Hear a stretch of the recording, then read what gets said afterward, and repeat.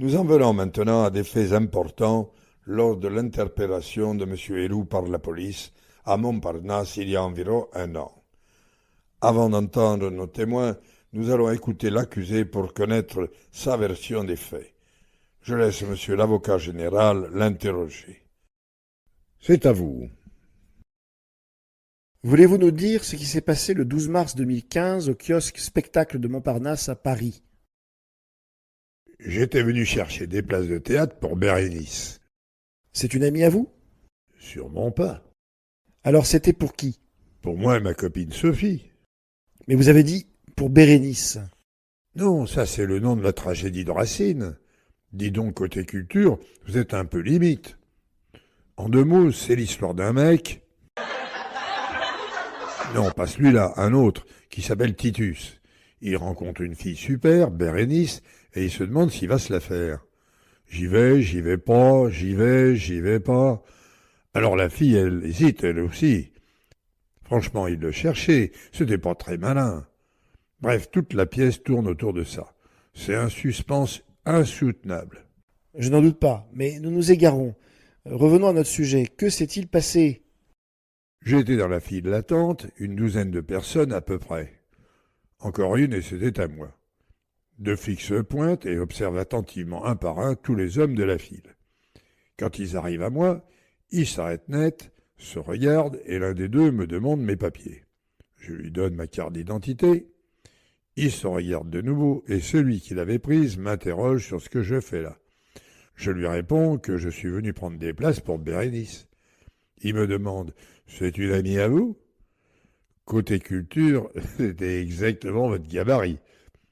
Bon, bref, pour pas compliquer, je lui dis « Oui ». Et comme je voulais pas perdre ma place dans la file à cause de ces 2 abrutis, il me vient à l'idée d'ajouter « Mais vous connaissez certainement son copain, Titus, c'est le préfet de police ». Instantanément, ils deviennent tout pâles et se mettent à téléphoner comme des fous. C'était super, j'avais le temps d'avoir mes billets. Après, ça s'est un peu gâté. Il m'a dit, toujours le même, qu'il n'y avait aucun préfet de police qui s'appelait Titus. J'ai eu beau lui répondre que je l'avais pas vu depuis quelque temps et qu'il avait sans doute changé de boulot sans m'en parler. Il m'a dit que j'allais les accompagner au poste de police. Et quand je lui ai demandé pourquoi, il m'a répondu « Parce que vous ressemblez beaucoup à un suspect dangereux qui est recherché partout. » Alors ils vous ont emmené au poste. Oui, et ils étaient pressés, je peux vous le dire. Ils ont failli me semer en route.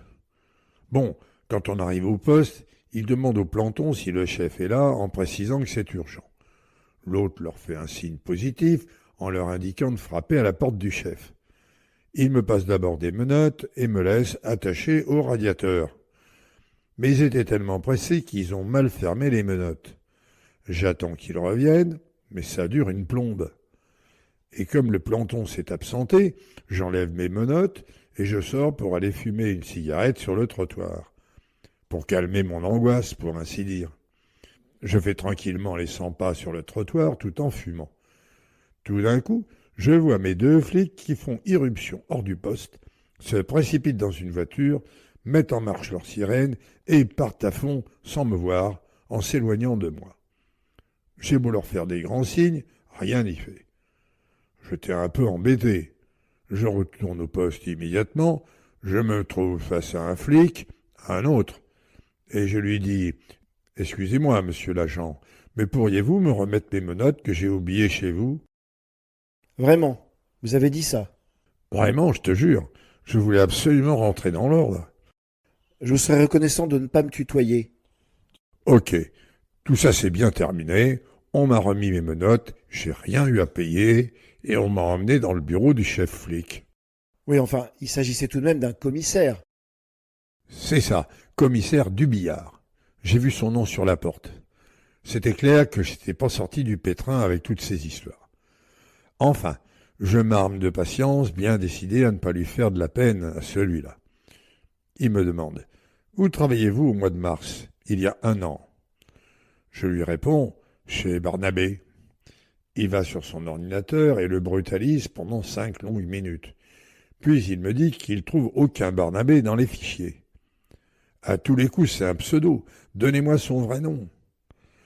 Je lui explique que Barnabé, c'est le nom de la boîte où je travaillais à l'époque. Alors là, je vous dis pas l'énervement du mec. Un vrai énervement de chef. Il cherche le numéro de téléphone de Barnabé sur son ordinateur, le trouve, compose le numéro, se présente et demande le PDG. Et bien sûr, Bernard lui confirme que j'y dis vrai. Bernard, c'est le PDG. Ouais, on s'appelait toujours par nos prénoms. Faut dire que c'était un PDG un peu de gauche. Alors forcément. Et comment ça s'est terminé? Oh, c'était pas fini. Il m'a demandé où était la Syrie, et puis ensuite l'Irak, et puis ensuite la Libye. Alors là, j'ai commencé à avoir peur. Vraiment, je bafouillais, je perdais les pédales. J'arrivais plus à me souvenir de la surface de chaque pays, ni de son nombre d'habitants. Mon cas devenait visiblement de plus en plus grave. Peut-être que j'allais devoir repasser le brevet des collèges. Il m'a dit de me calmer et de lui donner le nom de mes complices. Alors je savais plus où j'en étais. J'ai dit au hasard Hollande, Valls, Mélenchon et quelques autres. C'est pas vrai. Et quelle a été sa réaction? Ben, c'est difficile à croire, mais il a éclaté de rire, même qu'il pouvait plus s'arrêter. Il m'a raccompagné à la porte de son bureau, m'a enlevé les menottes et m'a dit « Allez vous faire soigner, mon vieux ». Mais j'y suis pas allé, je le reconnais. Je le trouve de plus en plus sympa, notre anarchiste. Bon, j'en ai fini, monsieur le président. Qu'est-ce qu'on fait maintenant? On a convoqué le témoin, c'est un commissaire, on est obligé de l'interroger, même si tout est parfaitement clair. J'ai un petit coup de fatigue. Est-ce que je peux demander à madame l'avocate de la défense de l'interroger? Mais certainement, mon cher. Allez vous reposer un peu. J'appelle à la barre le commissaire Dubillard. Jurez de dire la vérité, toute la vérité et rien que la vérité. Levez la main droite et dites « Je le jure ». Je le jure. L'accusé vient de nous narrer son interpellation à Montparnasse le 12 mars 2015. Si vous en avez gardé le souvenir, nous aimerions que vous nous donniez votre propre version. Le témoin est à vous, madame l'avocate de la défense. Nous vous écoutons. Si j'en ai gardé le souvenir, je peux vous dire que je ne risque pas d'oublier, car votre client est un cas. Cela dit, pour la première partie de cette interpellation, je ne puis que citer les 2 agents qui sont intervenus. Selon eux, l'accusé n'a fait aucune obstruction pour les accompagner au poste de police. Ils ont simplement eu la vague impression qu'il les prenait pour des abrutis. C'est votre avis? Qu'ils étaient des abrutis? Non, pas particulièrement. Je voulais dire, pensez-vous qu'il leur a parlé comme s'ils étaient des abrutis? On dirait bien. C'est vrai qu'il ne faut pas être une lumière pour savoir que Bérénice est une tragédie de Racine. Mais ensuite, il a exagéré. Leur dire que Titus est le préfet de police, c'est pas vraiment la plaisanterie à faire à 2 agents de police. Et les regarder d'un air narquois téléphoner pour se renseigner, c'est plus grave. Ça frise l'injure à un représentant de l'ordre public.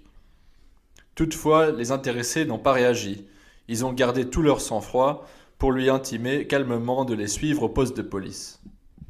L'accusé semble ne pas être d'accord. Pas vraiment. Je n'ai eu aucun air narquois et je ne voulais absolument pas les vexer.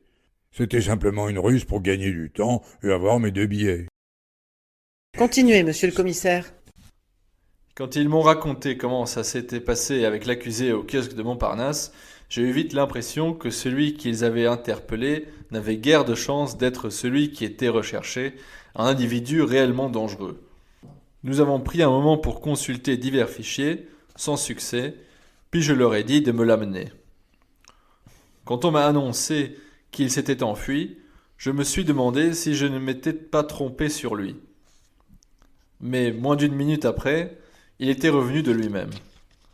Cette fois, j'étais convaincu d'avoir raison, sûr que c'était un gars totalement inoffensif. J'ai poussé mon interrogatoire, mais j'ai eu peu à peu la certitude que j'avais affaire à un original. Un point c'est tout, néanmoins impertinent pour ne pas dire provocateur. Je lui ai fichu un peu la trouille pour qu'il prenne tout de même une leçon, mais il s'en est sorti astucieusement et nous avons terminé tout cela dans la bonne humeur. L'accusé a encore quelque chose à dire, semble-t-il. Je reconnais volontiers que j'ai eu la trouille quand monsieur le commissaire a commencé à me parler de la Syrie, l'Irak, etc. Mais sa question sur mes complices m'a libéré, en quelque sorte. La fin était vraiment sympa, et je tiens à remercier monsieur le commissaire pour sa patience avec moi. À l'occasion, vous pouvez nous remercier tous pour notre patience. Merci, monsieur le commissaire. Notre témoin suivant sera Madame Helou, la grand-mère paternelle de l'accusé, que nous souhaitons entendre sans lui faire prêter serment, puisqu'elle est une ascendante directe de l'accusé. Ce qu'elle nous dira de son petit-fils peut en effet éclairer utilement les jurés dans leur appréciation de la personnalité de l'accusé. Je l'appelle donc à la barre.